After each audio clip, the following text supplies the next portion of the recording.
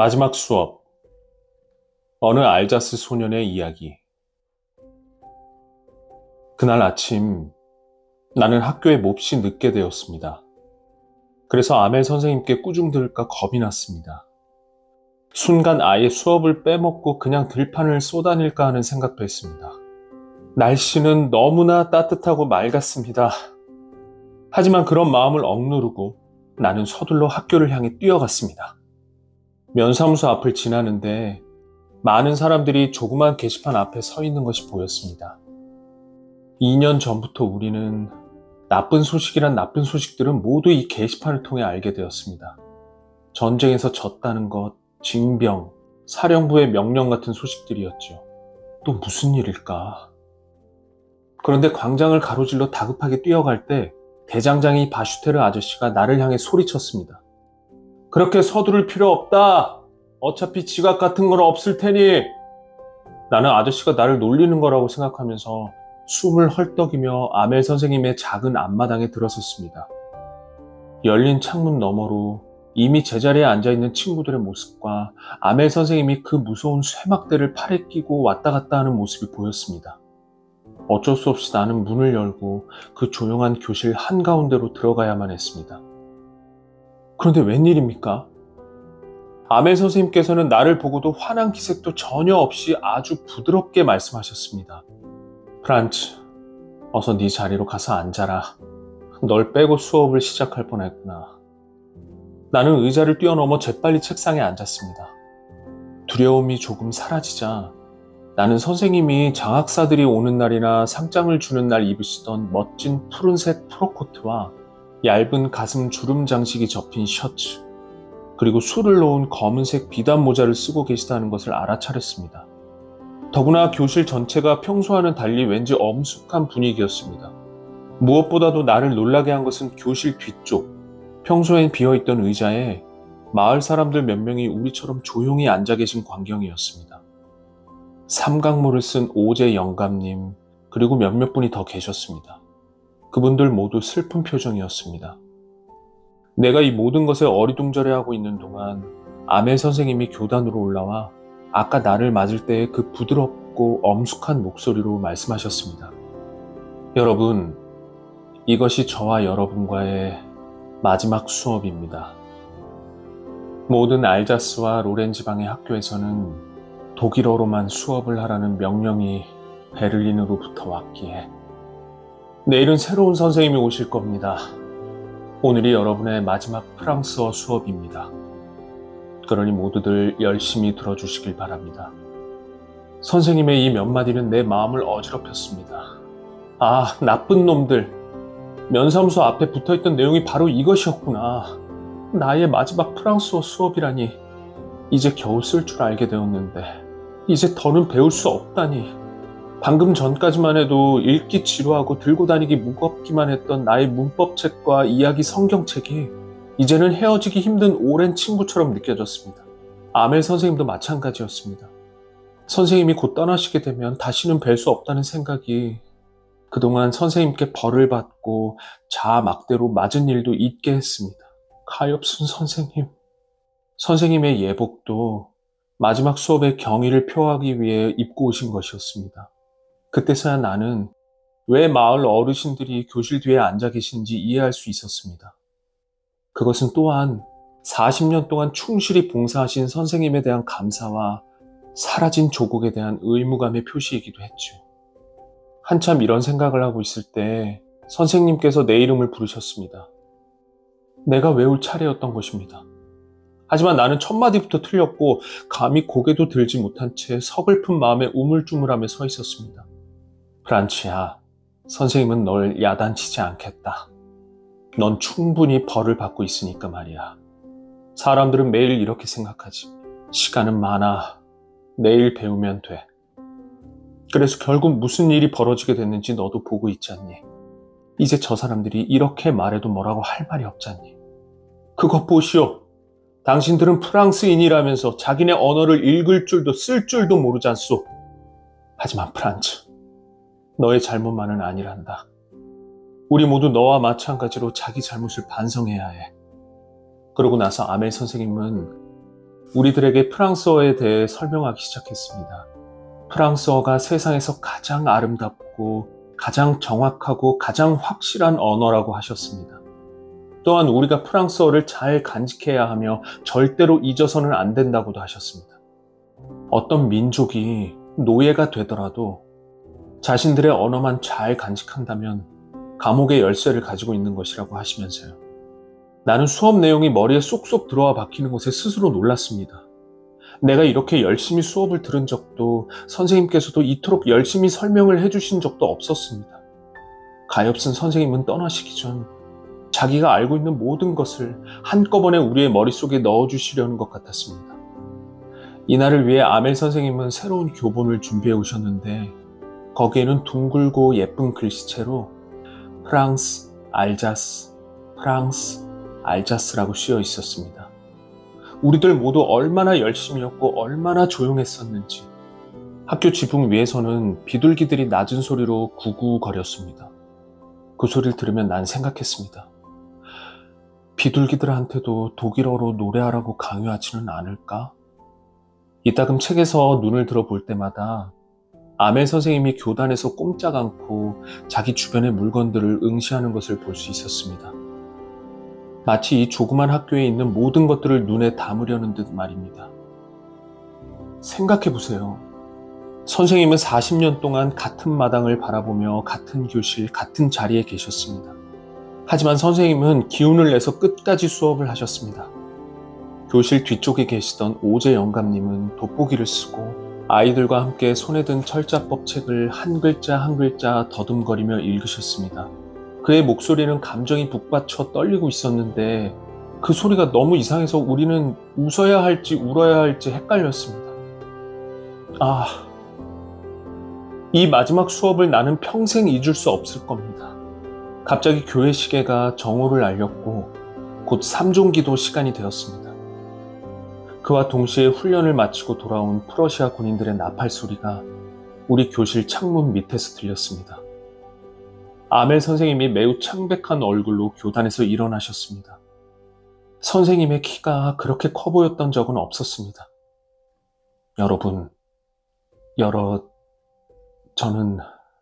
저는 무언가가 그의 목을 막은 듯 선생님은 더 이상 말을 잇지 못했습니다. 선생님은 칠판을 향해 돌아서더니 분필을 집어들었습니다. 그리고 온 힘을 다해서 자신이 쓸 수 있는 가장 커다란 글씨로 이렇게 쓰셨습니다.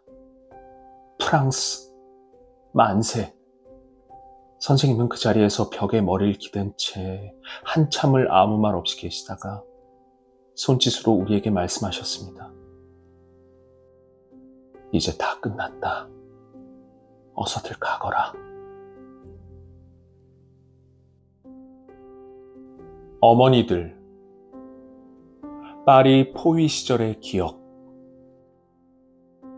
그날 아침 나는 화가이자 센강의 기동대 중위인 친구 B를 만나기 위해 발레리엥 산으로 갔다.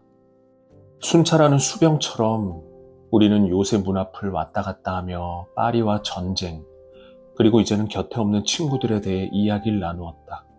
순간 기병대 중위의 제복 속에서 아직 예전의 화가 모습을 간직하고 있던 친구가 말을 하다 말고 갑자기 발을 멈추고 내 팔을 잡아 끌었다. 오, 저기 도미에의 그림처럼 아름다운 광경을 좀 봐. 그의 작은 회색 눈이 발레리엥 산 중턱에 나타난 두 사람에 고정되어 있었다. 정말 도미에의 그림처럼 아름다운 광경이었다. 남자는 고목에 낀 이끼처럼 푸르스름한 색의 벨벳깃이 달린 긴 밤색 프로코트를 입고 있었다. 그의 주름진 얼굴은 근엄하고 우직해 보였다. 그의 손에는 꽃자수를 놓은 장바구니가 들려져 있었다. 여자에게서 가장 먼저 눈에 띈 것은 커다랗고 둥근 앞챙이 달린 모자였다. 몸의 위아래로 촘촘하게 두른 낡은 숄은 자신의 곤궁함을 보여주는 듯했다. 고원 위에 평평한 곳에 이르자 남자는 멈춰서서 숨을 고르고 이마에 땀을 닦았다. 안개 낀 11월 말의 날씨가 덥지는 않았지만 그들은 너무 빨리 걸었던 것이다. 하지만 여자는 걸음을 멈추지 않았다. 3대대 6중대의 파리 기동대원인 아들을 만나보고 싶다고 수줍게 이야기하는 여자의 목소리가 들려왔다. 여기 계십시오. 아드님을 불러오겠습니다. 그녀는 기쁨과 안도의 한숨을 내쉬며 남편에게로 돌아갔고 두 사람은 멀찍이 경사면 끝에 걸터 앉았다. 그들은 꽤 오랫동안 기다려야 했다. 발레리 행사는 무척 넓은 데다 그 위에 훈련장과 제방, 보루, 막사, 참호 등이 복잡하게 흩어져 있었다. 내 아들을 잊지 말아야 할 텐데. 그 와중에도 가엾은 어머니의 눈은 이렇게 말하고 있었다. 그리고 5분마다 슬며시 일어나 입구 쪽으로 다가가 벽에 몸을 붙이고 훈련장을 조심스레 살펴보곤 했다. 하지만 어머니는 혹시 아들을 웃음거리로 만들까봐 더 이상 묻지 못했다. 그녀보다 소극적인 남편은 구석에 가만히 앉아 있었다. 나는 대천사의 영혼을 지닌 두 주인공이 벌이는 조용하지만 웅변적인 박진감 넘치는 가정 드라마를 감상하며 진정한 감동을 느끼고 있었다. 나는 어느 날 아침 어머니가 말하는 장면을 떠올려 보았다. 벌써 석 달이나 우리의 얼굴을 보지 못했어요. 어서 가서 우리 아이를 안아보고 싶은데. 소심하고 세상 일에 약삭 빠르지 못한 아버지는 허가증을 얻어내는 절차가 두려워 처음엔 아내를 설득한다. 여보, 그건 꿈도 꾸지 마오. 발레리행 산까지 가려면 얼마나 먼데. 차도 없이 어떻게 갈 수 있겠소. 게다가 거기는 요새란 말이오. 어쨌든 전 갈 거예요.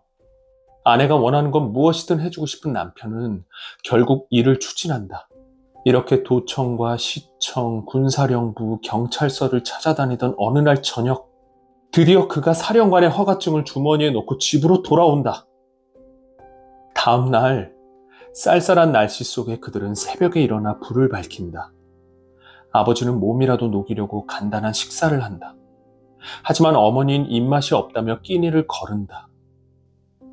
아들과 함께 점심을 먹고 싶은 것이다. 그들은 가엾은 군인 아들을 조금이라도 배불리 먹이기 위해 초콜릿, 잼, 밀봉한 포도주, 통조림 등 집에 있던 식량은 물론 비상시를 위해 소중히 보관하고 있었던 8프랑짜리 통조림까지 바구니 속에 모두 채워 넣는다. 이렇게 준비하고 그들은 길을 떠난다. 그들이 성곽에 도착했을 때는 막 성문이 열리고 있었다. 허가증을 보여주어야 한다. 어머니는 불안하다. 하지만 그럴 필요는 없다. 허가증엔 별 문제가 없다. 통과하십시오. 그때서야 여자는 안도의 한숨을 내쉰다. 여자가 자구새처럼 종종 걸음을 친다. 남자는 간신히 그녀와 보조를 맞춘다. 여보, 걸음이 너무 빨라요. 하지만 그녀에겐 남편의 말이 들리지 않는다. 지평선의 안개 너머로 발레리 행산이 그녀를 부르고 있다. 빨리 좀 오세요. 그 애가 여기 있다고요. 하지만 그들이 도착했을 때 또 다른 걱정거리가 생겼다. 아이를 찾지 못한다면, 아이가 나오지 못한다면 어떡하지? 순간 그녀가 뭔가 소스라친 듯 남편의 팔을 치며 벌떡 일어선다. 멀리 요새 관문의 아치형 통로에서 아들의 발자국 소리를 들은 것이다. 아들이 틀림없다. 아들이 나타나자 눈앞에 요새가 빛을 내는 듯 환해진다. 청년이 밝은 얼굴로 부모님에게 다가가 늠름하고 쾌활한 목소리로 말한다. 어머니, 잘 지내셨어요? 다음은 아버지 차례였지만 인사는 짧다. 커다란 책모자가 청년을 독차지하려 하기 때문이다. 아무리 포옹해도 모자란다. 잘 지내니?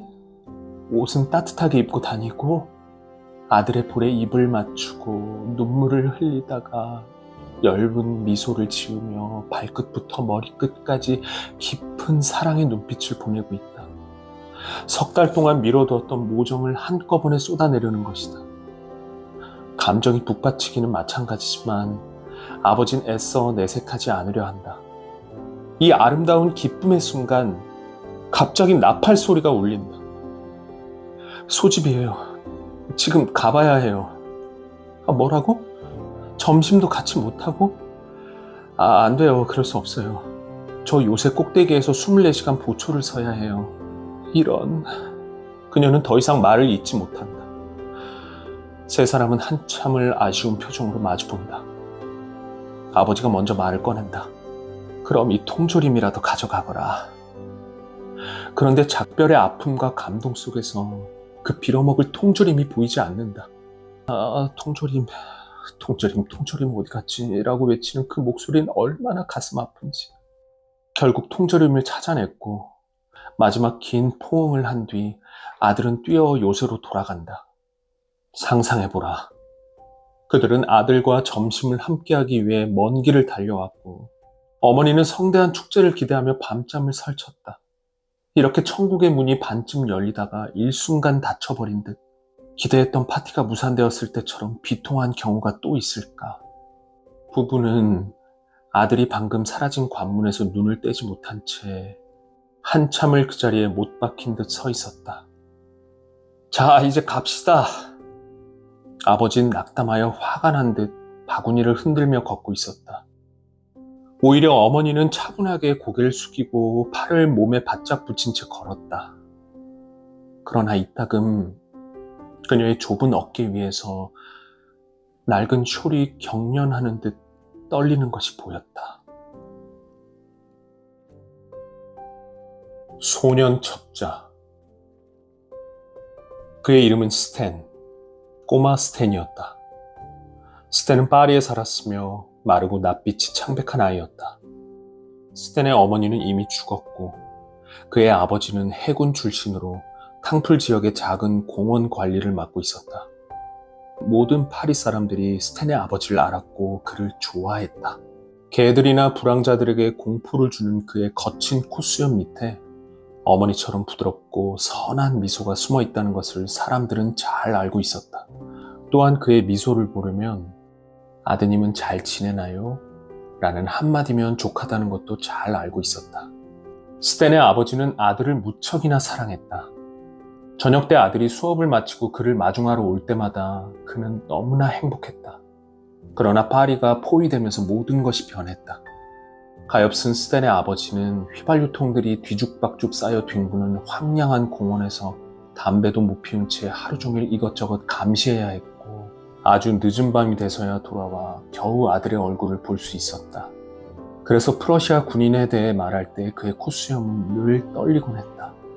하지만 어린 스탠에게는 이런 새로운 생활이 전혀 불만스럽지 않았다. 더 이상 학교에 가지 않아도 되고 나머지 공부를 할 필요도 없었다. 매일매일이 방학이었고 길거리는 장터처럼 붐볐다. 스탠은 늦게까지 밖으로 쏘다녔다. 주로 방어벽을 따라 그 지역 전투병들을 따라다녔는데 기동대의 훈련을 지켜보다가 군인들 맨 뒤에 슬쩍 끼어들기도 했다. 하지만 뭐니 해도 가장 재밌는 건 코르크 놀이였다. 코르크를 쓰러뜨리는 이 놀이는 브르타뉴 기동대가 파리를 포위했던 시절 유행시킨 것이었다. 물론 그가 직접 게임에 끼지는 못했다. 게임을 하려면 돈이 필요했기 때문이다.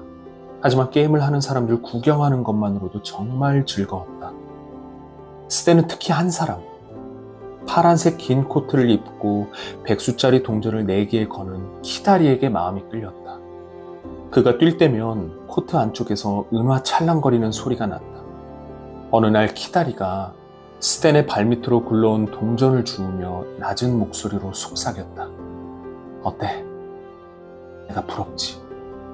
원한다면 이 돈이 어디서 났는지 알려줄 수 있어. 그리고 함께 프러시아 병사들에게 신문을 팔러 가지 않겠느냐고 제안했다. 처음에 스탠은 크게 화를 내며 제안을 거절했고 사흘 동안은 내기 게임도 보러 가지 않았다. 하지만 그 사흘이 그에겐 너무 고통스러웠다. 유혹은 너무나 강렬했다. 나흘째 되는 날 스탠은 광장으로 향했고 결국 키다리의 꿰매에 빠져들고 말았다. 눈이 내리던 어느 날 아침, 어깨에 자루를 맨 두 사람은 작업복 속에 신문들을 감추고 길을 나섰다. 키다리는 스탠의 손을 잡고 코가 빨갛고 착해 보이는 관리인에게 다가가 불쌍한 목소리로 말했다. 아저씨, 지나가게 해주세요. 아버진 돌아가셨고 어머니가 많이 아프세요. 동생과 함께 밭에 가서 감자를 캐야 해요. 키다리는 눈물을 글썽거렸고 스탠은 너무 창피해서 고개를 숙였다. 관리인이 두 아이를 잠깐 바라보더니 사람이 없는 눈 쌓인 길로 시선을 주었다. 어서 지나가거라. 그렇게 두 아이는 오베르빌리에로 가는 길로 접어들었다. 키다리가 웃음을 터뜨렸다. 길을 잘 아는 키다리는 초소들을 피해 들판을 가로질러 갔다. 하지만 어쩌다 보니 그들은 민병대의 전방 초소 앞에 이르러 있었다. 키다리는 이번에도 아까처럼 사정을 했지만 그들은 두 아이의 통행을 허락해주지 않았다. 키다리가 울먹이고 있는데 머리가 하얗고 주름이 많은 스탠의 아버지를 닮은 늙은 중사 하나가 바리케이드 초소로부터 걸어 나왔다. 자, 꼬마들아, 그만 울어라. 감자를 캐도록 해주마. 그나저나 들어가서 몸부터 좀 녹여야겠군. 아, 꼬마 스탠이 떨었던 건 추위 때문이 아니었다. 그는 두렵고 창피해서 떨고 있었던 것이다. 아이들이 보니 초소 안에서 병사 몇이 거의 꺼져가는 불 주위에 쭈그리고 앉아 총검 끝에 과자를 꿰어 익혀먹고 있었다. 병사들은 아이들에게 자리를 만들어주기 위해 서로 좁혀 앉았다. 병사들이 두 아이에게 술과 약간의 커피를 나누어 주었다. 아이들이 이것을 마시는 사이 한 장교가 문 앞에서 중사를 부르더니 낮은 소리로 뭔가 소곤대고는 급히 사라졌다. 병사들이여, 오늘 밤에 전투가 있을 것이다. 프러시아 군의 암호를 알아냈다. 이번엔 꼭 부르제를 탈환할 수 있을 것이다. 박수와 환호가 터져나왔다. 모두들 춤추고 노래하며 총검을 닦았다. 이 소란을 틈타 두 아이들은 그곳을 빠져나왔다. 참호를 지나자 들판이 펼쳐졌고 저 멀리로 총알이 뚫려있는 기다란 성벽이 보였다. 그만 돌아가자. 그쪽으로는 안 돼. 하지만 키다리는 어깨를 으쓱거리며 앞으로 나아갔다. 그런데 갑자기 소총 장전하는 소리가 들렸다. 엎드려! 키다리가 땅바닥에 몸을 던지며 소리쳤다. 그가 몸을 엎드린 채 휘파람을 불었다. 그러자 눈 위에서 다른 휘파람 소리가 대답했다. 성벽 앞에 이르자 땅 속으로부터 때에 찌든 베레모를 쓴 노란 코수염의 두 사내가 나타났다. 키다리는 프러시아 군이 있는 참호 속으로 뛰어들었다. 제 동생이에요. 키다리가 친구를 가리키며 말했다. 담장 저쪽에도 흙더미와 쓰러진 나무들 사이에 눈 속에 파놓은 검은 구덩이들이 있었다. 한쪽 구석에는 정원사의 통나무집이 있었다. 아래층은 카드 놀이를 하고 활활 타오르는 불 위에서 스프를 끓이는 병사들로 가득했다. 맛있는 양배추와 고기 냄새가 피어올랐다. 민병대의 야영지와는 전혀 다른 모습이었다.